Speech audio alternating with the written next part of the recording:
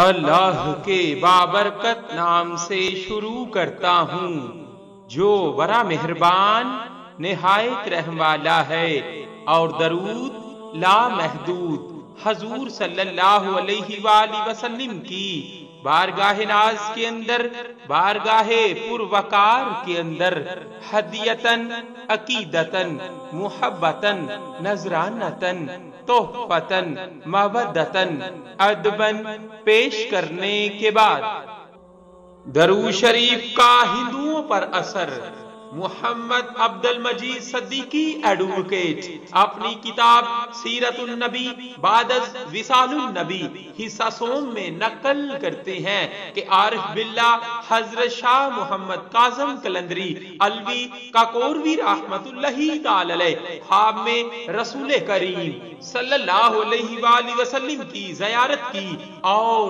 عرض کیا، یا رسول اللہ صلی اللہ علیہ وآلہ وسلم، مجھ سے مسلمانوں کے علاوہ اہل حنود بھی روابط رکھتے ہیں، میں ان کو بھی درود شریف بتا دیتا ہوں۔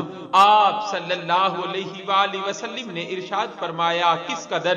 عرض کیا، 1000 مرتبہ ورد کرنے کو کہتا ہوں۔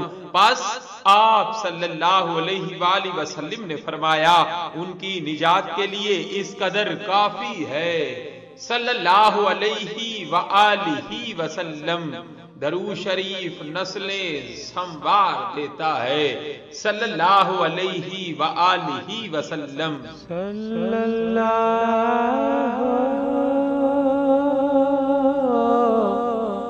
علیہ